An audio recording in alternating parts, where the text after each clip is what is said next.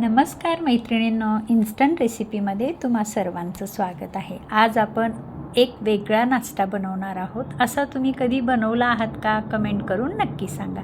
चला तर मग रेसिपी बनवूया। त्यासाठी मी ब्रेडचे 4 स्लाइस घेतलेला आहे, त्याच्या कडा कट करून घेतलेला आहे आणि ट्रायंगल शेपमध्ये मी कट करून घेत आहे। तुम्ही पाहू शकता, तुम्हाला हव्या त्या आकारात तुम्ही कट करू शकता।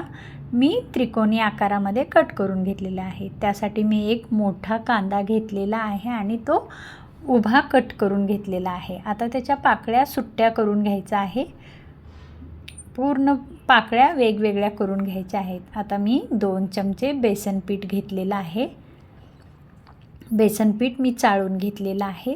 त्यामध्ये 1 चमचा काश्मीरी लाल मिरची घातलेली आहे।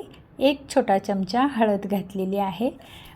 हातावर क्रश करून मी 1 चमचा ओवा घातलेला आहे आणि थोडेसे मी जिरे घातलेले आहेत। चवीनुसार मीठ घालायचं आहे। आपली क्वांटिटी जितकी तसं मीठ घालायचं आहे आणि बारीक चिरून मी कोथिंबीर घातलेली आहे। सर्व मिश्रण आपण खालीवर करून एकजीव करून घेत आहोत, तुम्ही पाहू शकता। आणि थोडं थोडं करून त्यामध्ये पाणी मिक्स करून आपल्याला अशी खूप पातळ आणि खूप घट्ट नाही अशी पेस्ट तयार करून घ्यायचं आहे। जर लागत असेल तर त्यामध्ये अजून बेसन पीठ घालायचं आहे। सर्व मिश्रण झाल्यानंतर त्यामध्ये 1 छोटा चमचा बेकिंग सोडा घालायचा आहे आणि परत एकदा मिश्रण एकजीव करून घ्यायचं आहे। तुम्हाला जर ही रेसिपी आवडली असेल तर नक्की लाईक कमेंट करायला विसरू नका। जर माझ्या चॅनलवर नवीन असाल तर सबस्क्राईब करायला विसरू नका मैत्रिणींनो। आता मी गॅस पेटवला आहे, गॅसवर कढई ठेवलेली आहे।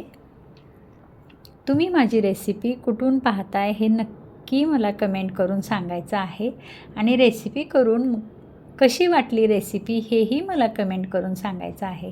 तर आपण तेल तापेपर्यंत आपण एक स्लाइस घेऊन त्यावर सर्व सारण एकसारखं लावून घेणार आहोत।